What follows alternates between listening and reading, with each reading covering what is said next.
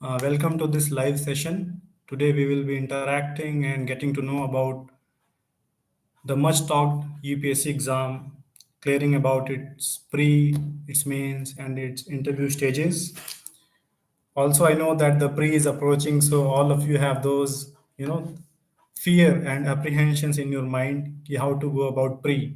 Because जहाँ तक मैं समझता हूँ प्री जो है एक एलिमिनेशन राउंड है ये ना ही एक सिलेक्शन स्टेप है बल्कि एक एलिमिनेशन स्टेप है। तो जो ये लाइव इंटरेक्शन आज हम कर रहे हैं इसमें इसका जो फ्लो होगा मैं उसको थोड़ा सा बता देता हूँ कि इनिशियल पार्ट में हम उन चीज़ों पे डिस्कस करेंगे जो कि कॉमनली आस्क्ड क्वेश्चंस हैं जो जो डाउट जनरली लोगों के मन में होते हैं पहले हम वो डिस्कस करेंगे and after that I can take up the questions which are typed in chat box. तो यूपीएससी में सबसे पहला और सबसे बेसिक स्टेप जो है कि you should know what what is the demand of the exam.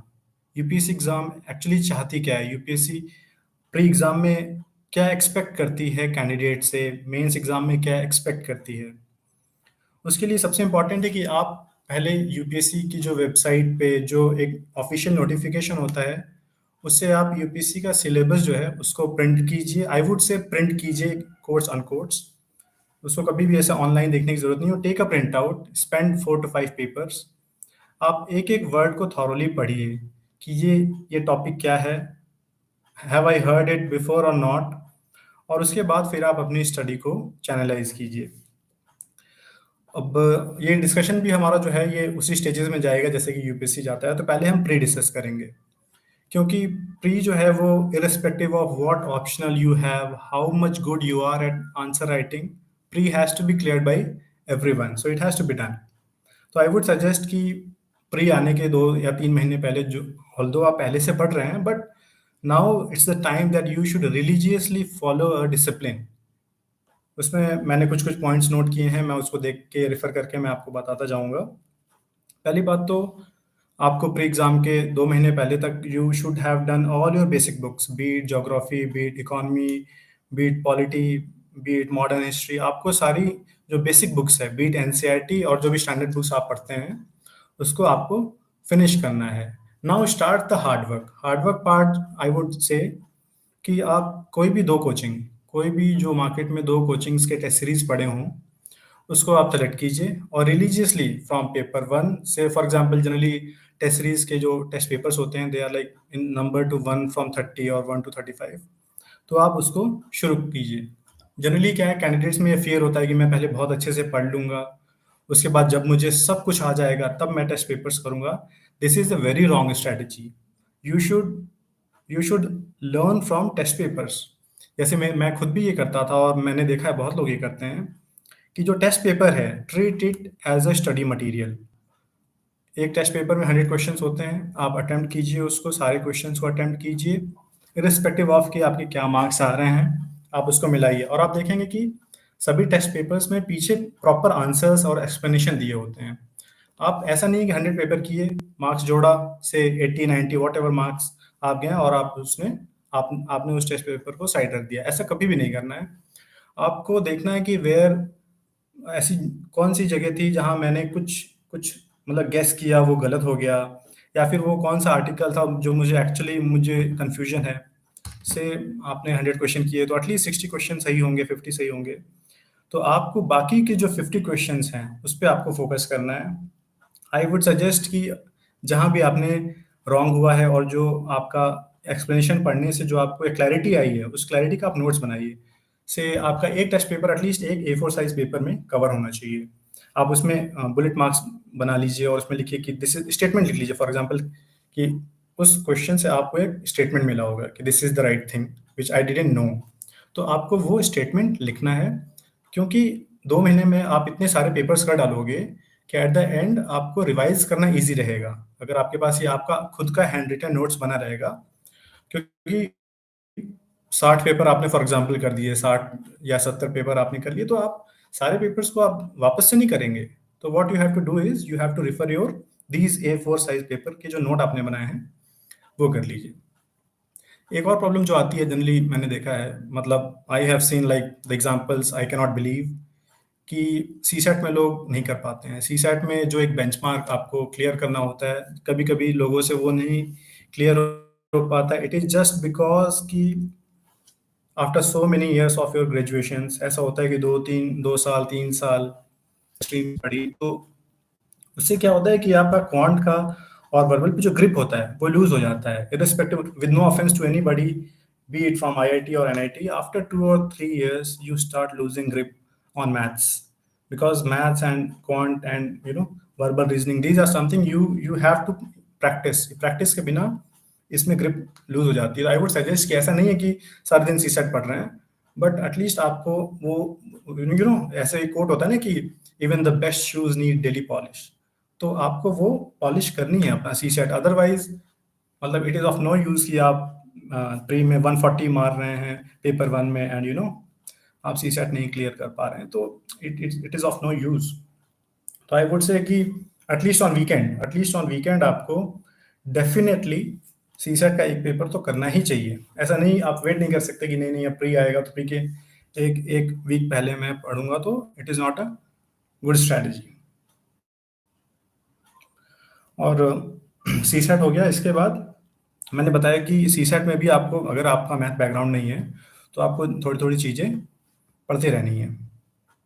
उसके बाद आता है कि कई लोगों के मन में ये डाउट होता है कि सर न्यूज़पेपर कैसे करना है। न्यूज़पेपर तो एज अ हैबिट आपको पढ़ना ही चाहिए। और मेरा पर्सनल ओपिनियन है कि दो न्यूज़पेपर्स हैं, द हिंदू और इंडियन एक्सप्रेस।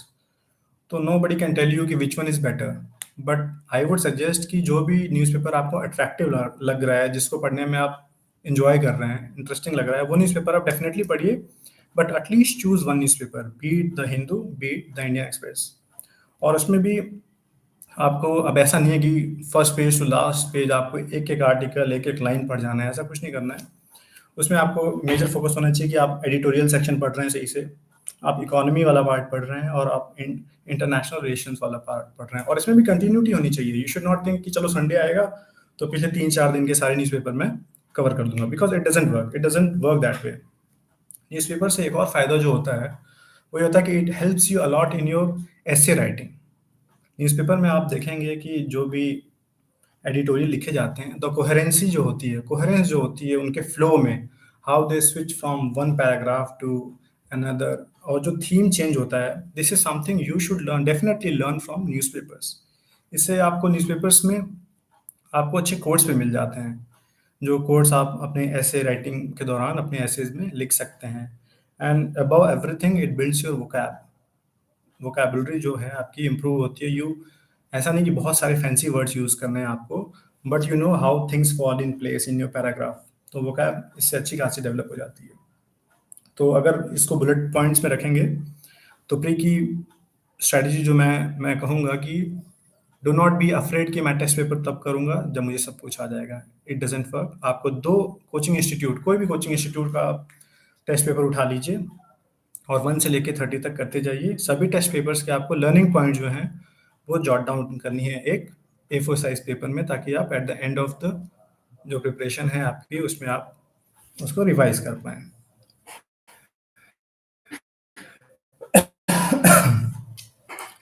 ठीक है, और दूसरा आते हैं हाँ, एक और सबसे इम्पोर्टेंट बात होती है जो बुक लिस्ट की। जनरली सबके मन में होता है कि which is the best book, which is the best strategy. ऐसा कुछ भी नहीं है, देयर इज़ नो की।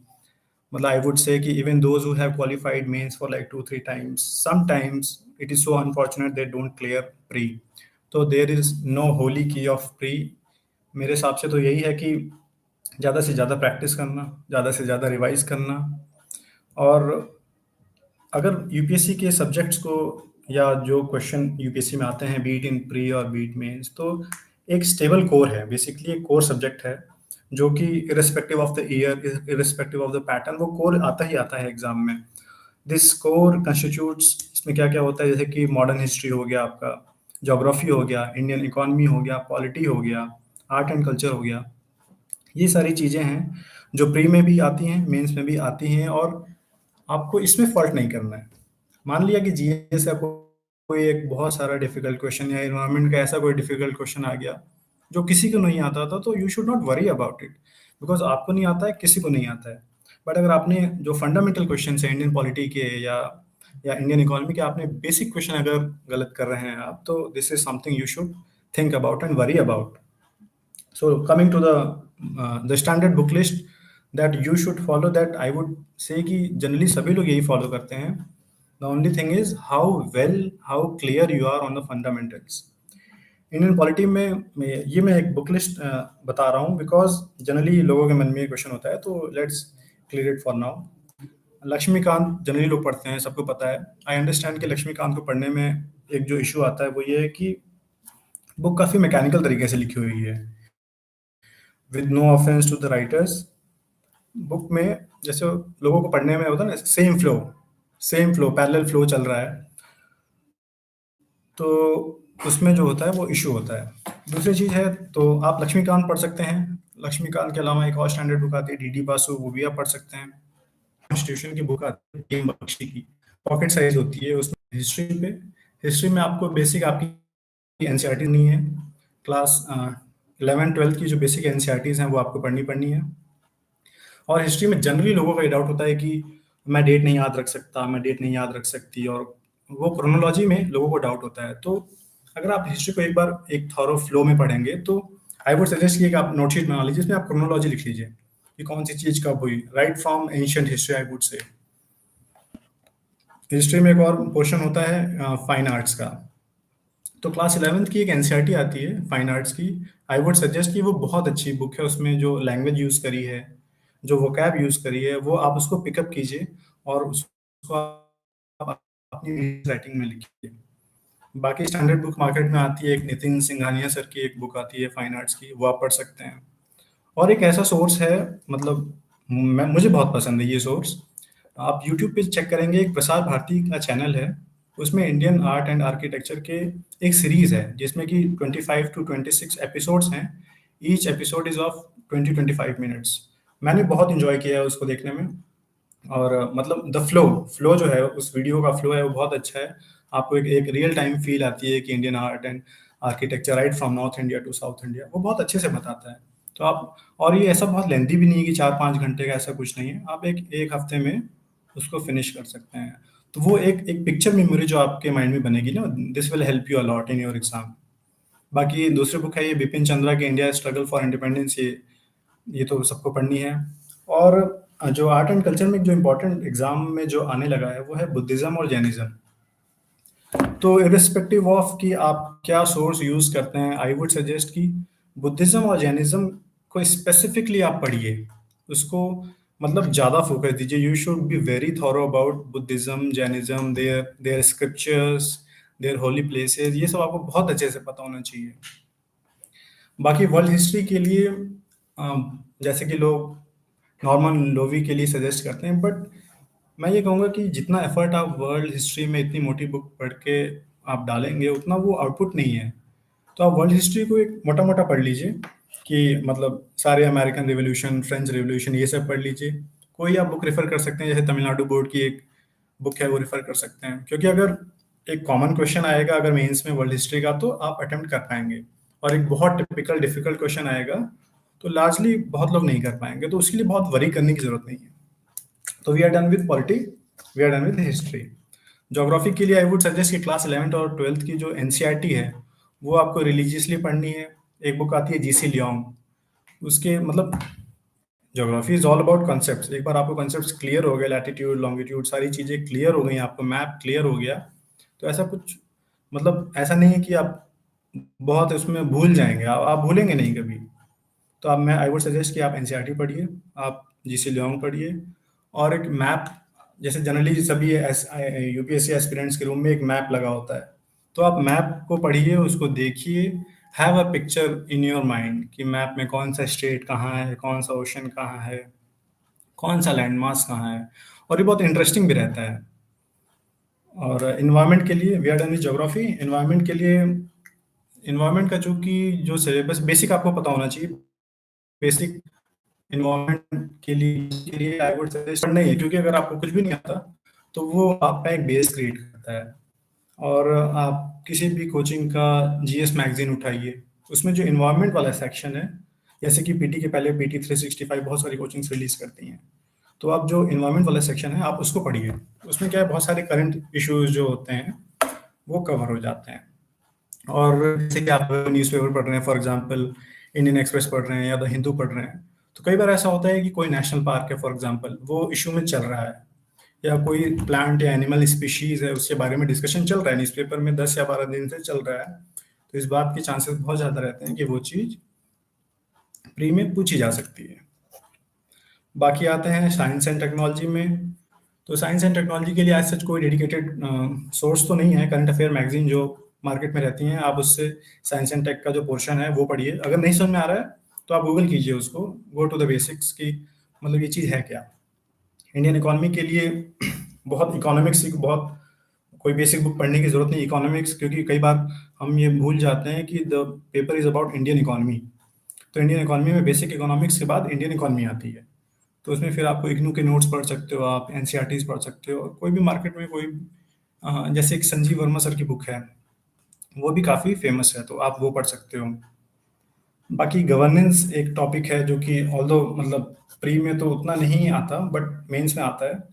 तो गवर्नेंस के लिए आप इंडियन पॉलिटी आपको थॉरो होनी चाहिए, और आपको सेकंड एआरसी, आप इंटरनेट यूज़ कर रहे हैं, अगर आईपैड यूज़ कर रहे हैं तो सेकंड एआरसी आप टाइप कीजिए, और उसमें मतलब कई सारे वॉल्यूम्स हैं सेकंड एआरसी के, तो आप उसमें से कोई भी वॉल्यूम पढ़ सकते हैं। उसमें से एक वॉल्यूम है जैसे कि सिटीजन सेंट्रिक गवर्नेंस।